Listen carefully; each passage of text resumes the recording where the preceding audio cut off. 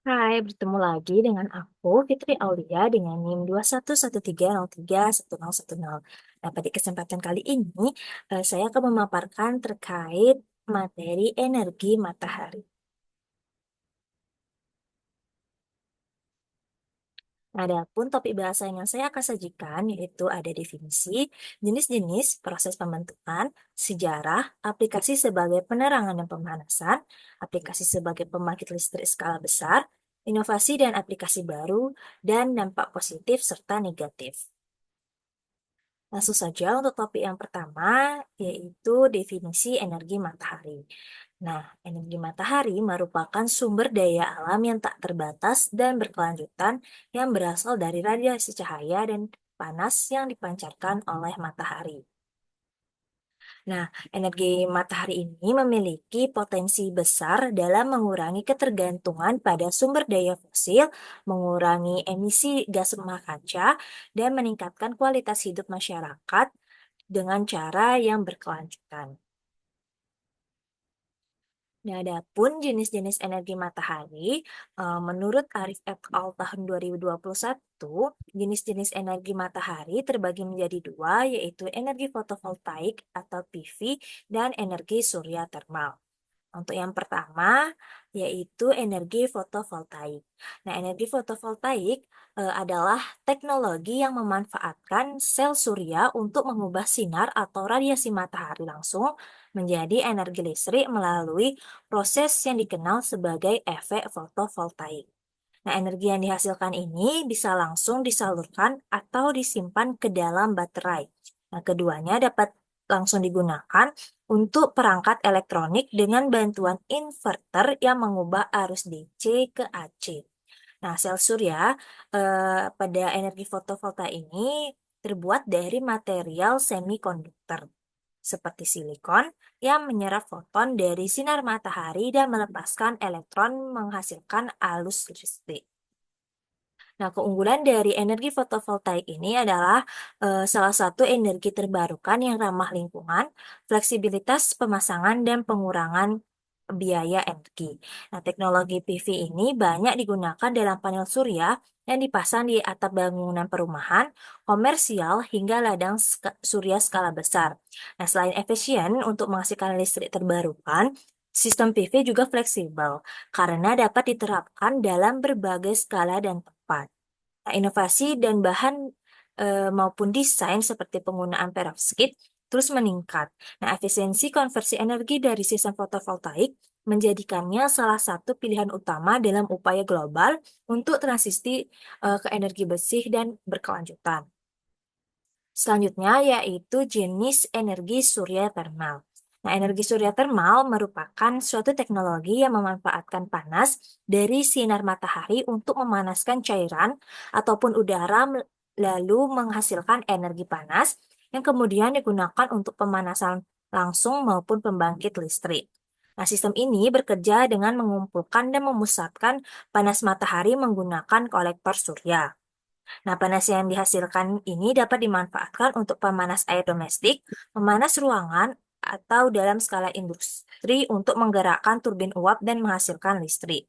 Nah, keunggulan energi surya termal adalah kemampuannya menyimpan energi panas, memungkinkan pemanfaatan energi matahari bahkan saat sinar matahari tidak tersedia. Selanjutnya yaitu proses pembentukan energi matahari proton-proton chain reaction. Nah, energi matahari seperti yang kita tahu berasal dari reaksi nuklir yang disebut dengan reaksi fusi. Nah, reaksi fusi ini merupakan reaksi penyatuan antara dua inti atom untuk menghasilkan satu atom baru dengan yang lebih berat dan menghasilkan energi yang sangat besar. Nah, reaksi fusi di matahari ini melibatkan proton-proton chain reaction. Nah, reaksi rantai proton-proton adalah salah satu proses utama yang terjadi di dalam inti bidang termasuk matahari untuk menghasilkan energi fisi nuklir. Nah, dalam reaksi ini, hidrogen atau proton bergabung membentuk helium, melepaskan energi dalam bentuk cahaya dan panas yang menjadi sumber energi bintang. Nah, proton-proton chain reaction ini terdiri dari beberapa tahapan yang secara keseluruhan, yaitu yang pertama ada pembentukan diotrum. Nah, pada pembentukan diotrum, dua proton bertabrakan dengan kecepatan tinggi dan menyatu. Nah, dalam proses ini, salah satu proton berubah menjadi neutron melalui peluruhan beta positif. Nah, hasil dari fusi ini adalah inti deuterum. Untuk reaksinya, rekan-rekan bisa lihat yang sudah terpampang di dalam layar. Nah, positron yang dihasilkan dalam pembentukan deuterium ini akan segera berinteraksi dengan elektron sehingga akan menciptakan pasangan foton sinar gamma. Selanjutnya yaitu pembentukan helium-3. Nah, deuterium H2 akan kemudian bertabrakan dengan proton lain, menghasilkan inti helium atau 3He dan sinar gamma. Selanjutnya yaitu pembentukan helium-4.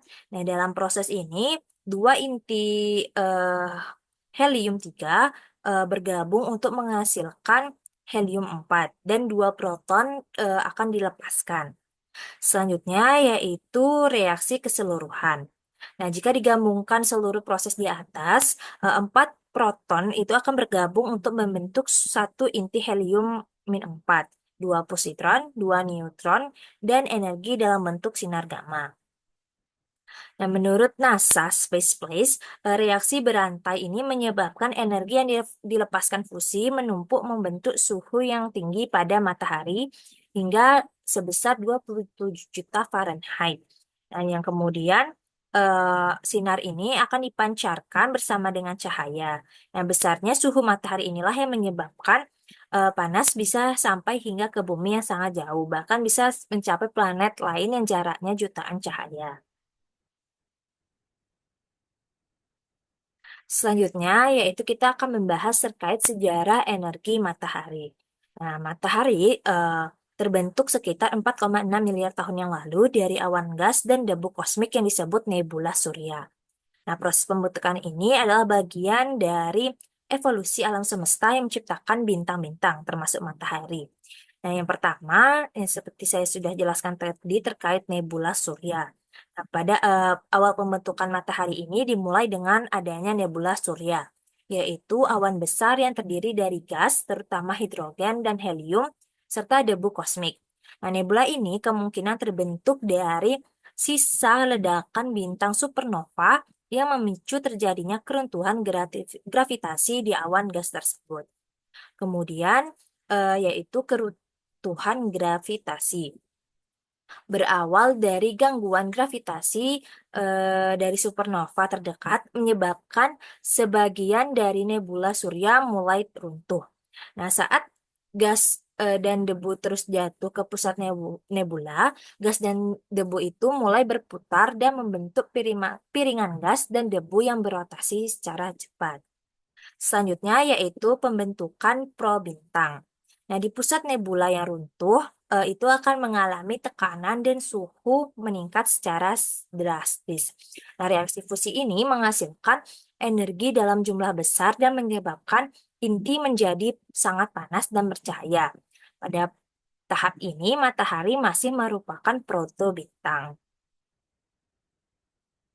Selanjutnya yaitu fusi nuklir dan keseimbangan hidrostatis. Nah, setelah fusi nuklir berlangsung stabil, matahari akan memasuki fase deret utama, di mana hidrogen di intinya itu akan terus terbakar dan diubah menjadi helium. Nah, fusi ini akan menghasilkan energi yang kita lihat sebagai cahaya dan panas dari matahari. Nah, dalam fase ini, tekanan radiasi yang dihasilkan oleh fusi nuklir diimbangi oleh gaya gravitasi yang mencoba menarik gas ke dalam yang disebut dengan keseimbangan hidrostatis. Selanjutnya yaitu pembentukan tata surya. Nah, matahari yang terbentuk itu di pusat nebula, sementara sisa gas dan debu yang berotasi di piringan di sekitarnya mulai menggumpal menjadi planet-planet, bulan, asteroid, dan objek lainnya yang membentuk tata surya. Nah, planet-planet ini seperti bumi terbentuk dari penggabungan partikel debu dan gas yang terkondensasi, membentuk protoplanet yang kemudian berkembang menjadi planet-planet penuh. Yang terakhir yaitu tahap akhir pembentukan matahari.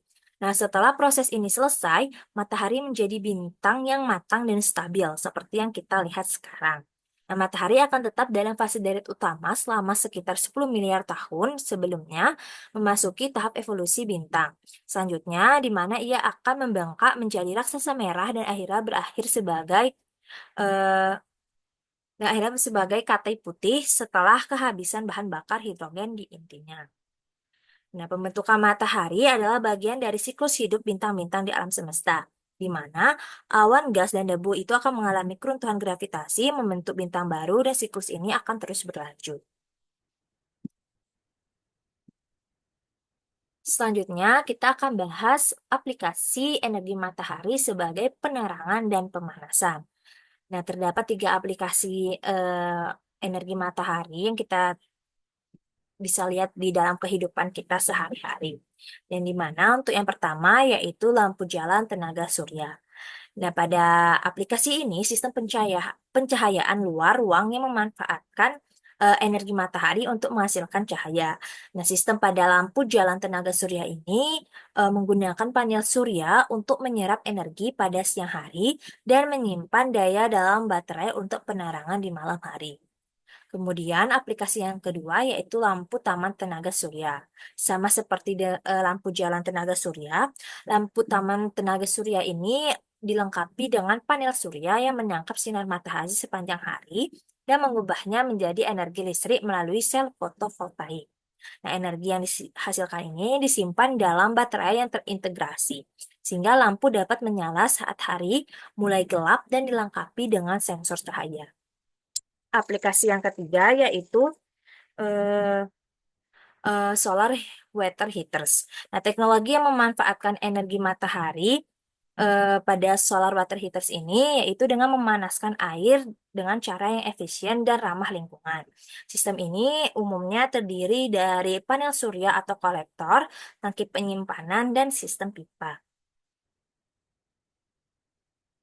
Selanjutnya yaitu kita akan bahas terkait pembangkit listrik tenaga surya atau PLTS. PLTS merupakan sebuah teknologi pembangkit listrik yang mengkonversi energi foton dari surya menjadi energi listrik oleh sel-sel fotovoltaik pada panel surya, di mana sel fotovoltaik pada panel surya ini akan melakukan konversi dari energi foton menjadi energi listrik. Nah, sel fotovoltaik merupakan lapisan tipis dari silikon murni atau bahan semikonduktor, sehingga apabila bahan tersebut mendapat energi foton akan mengeksitasi elektron dari ikatan atomnya menjadi elektron yang bergerak bebas dan pada akhirnya akan mengeluarkan tegangan listrik arus arah. Nah, PLTS ini terdiri dari beberapa komponen utama, yaitu panel surya, inverter, dan unit kontrol. Nah, berdasarkan desain dan sistem integrasi, PLTS ini dikonfigurasikan menjadi dua jenis. Kita lihat untuk jenis eh, dari PLTS, yaitu pada PLTS ini terbagi dua jenis, yaitu PLTS jenis off-grid dan PLTS jenis on-grid. Nah, PLTS jenis off-grid ini merupakan energi listrik yang dihasilkan oleh panel surya yang akan disimpan pada baterai yang terhubung dengan charger, controller, dan inverter. Kemudian untuk PLTS jenis on-grid itu merupakan panel surya yang akan dihubungkan langsung dengan inverter dan jaringan PLN. Nah, dalam komponen utama dari PLTS itu terdapat beberapa komponen, yaitu yang pertama ada panel surya yang berfungsi untuk mengkonversikan energi kalor dari radiasi matahari menjadi energi listrik. Yang kedua ada inverter, yaitu mengubah tegangan DC menjadi AC. Yang ketiga ada human monitor interference, yaitu penghubung antara manusia dengan satu proses. Kemudian komponen lainnya yaitu terdapat charger controller, di mana charger controller ini bertujuan untuk mengatur pengisian arus searah atau DC dari panel surya ke baterai yang disebut dengan proses charger dan pengaturan penyaluran arus listrik dari baterai menuju beban listrik. Selanjutnya ada baterai. yaitu bertujuan untuk menyimpan energi listrik yang dihasilkan oleh panel surya dalam bentuk energi arus searah. Selanjutnya yaitu ada cara kerja dari PLTS, di mana cara kerja dari PLTS ini yaitu ketika energi matahari terserap oleh panel surya, nah energi ini akan memaparkan ke dalam komponen solar controller yang sudah seperti saya jelaskan tadi dan akan disimpan dalam storage baterai. Nah, dalam solar controller ini terdapat inverter yang akan menghasilkan membentuk energi listrik dan akan menghidupkan dari suatu teknologi, contohnya yaitu kipas angin ataupun lampu. Selanjutnya yaitu inovasi dan aplikasi. Nah, dalam inovasi dan aplikasi energi matahari terdapat tiga, yaitu yang pertama panel surya fleksibel. Nah, panel surya fleksibel ini merupakan teknologi energi fotovoltaik yang dirancang untuk meningkatkan fleksibilitas dan penerapan panel surya dalam berbagai konteks. Yang kedua, yaitu ada kendaraan tenaga surya. Nah, kendaraan tenaga surya ini merupakan inovasi dalam transportasi yang menggunakan energi matahari sebagai sumber daya utama untuk menggerakkan motor listrik. Nah, kendaraan ini dilengkapi dengan panel surya yang terintegrasi pada permukaannya, seperti atap ataupun kap mesin, untuk menangkap sinar matahari dan mengubahnya menjadi energi listrik. Nah, energi yang dihasilkan ini disimpan dalam baterai dan digunakan untuk menjalankan baik motor ataupun mobil. Nah, keunggulan dari kendaraan tenaga surya ini yaitu ramah lingkungan karena tidak menghasilkan emisi karbon selama operasinya. Inovasi teknologi panel surya ini fleksibel dan efisiensi tinggi, serta sistem penyimpanan energi yang lebih baik memungkinkan kendaraan ini banyak digunakan dalam berbagai aplikasi, mulai dari mobil pribadi, bus, hingga sepeda motor, serta sangat bermanfaat di daerah terpencil yang minim infrastruktur listrik. Nah, dengan terus berkembangnya teknologi, kendaraan tenaga surya ini menjadi solusi transportasi masa depan yang lebih bersih dan berkelanjutan. Selanjutnya yaitu ada sistem penyimpanan energi yang terdapat pada baterai lithium ion. Nah, pada baterai lithium ion ini menyimpan energi yang dihasilkan dari panel surya selama siang hari. Sehingga energi tersebut dapat digunakan saat malam hari atau ketika sinar matahari itu tidak tersedia. Baterai lithium ini adalah jenis baterai yang menggunakan ion litium sebagai elektrolit untuk menghasilkan energi listrik. Baterai ini biasanya digunakan pada perangkat elektronik seperti ponsel, laptop, dan kamera digital. Nah, ketika panel surya menghasilkan lebih banyak energi dari yang dibutuhkan atau dibutuhkan oleh rumah atau bisnis, energi yang tersisa ini disimpan dalam baterai lithium ion untuk digunakan di kemudian hari ketika cahaya matahari tidak mencukupi untuk menghasilkan energi yang dibutuhkan. Selanjutnya yaitu dampak positif dari energi matahari. Nah, dampak positif dari energi matahari, lingkungan energi matahari, yaitu yang pertama ada pengurangan emisi karbon. Nah, energi matahari ini mengurangi kontribusi terhadap pemanasan global karena selama operasi tidak menghasilkan emisi karbon. Yang kedua ada mengurangi polusi udara, di mana energi matahari ini mengurangi polusi udara yang disebabkan oleh emisi gas rumah kaca karena dapat menggantikan bahan bakar fosil. Yang ketiga yaitu menghemat air. Nah, dalam penerapannya, panel surya itu tidak menggunakan air, sehingga dapat mengurangi kebutuhan air dan menghemat sumber daya ini. Kemudian ada pencemaran lingkungan. Nah, energi matahari ini akan mengurangi ketergantungan pada bahan bakar fosil yang berpotensi untuk menipiskan atau mengurangi dampak negatif pada lingkungan. Yang kelima yaitu mengurangi jejak karbon rumah tangga. Nah, energi matahari ini mengurangi kebutuhan energi emisi karbon dioksida yang akan diproduksi untuk jaringan listrik. Kemudian kita bisa lihat dampak positif yang terdapat pada sosial, di mana yang pertama yaitu meningkatkan akses listrik. Energi matahari ini memberikan manfaat terdapat pada peningkatan akses listrik di contohnya lebih umum di pedesaan, sehingga akan membantu meningkatkan kualitas hidup dan mengurangi ketergantungan pada bahan bakar fosil. Yang kedua yaitu menghemat biaya. Nah, aplikasi penggunaan panel surya dapat menghemat biaya listrik bulanan sehingga lebih ekonomis dan berkelanjutan. Yang ketiga adalah meningkatkan kualitas hidup.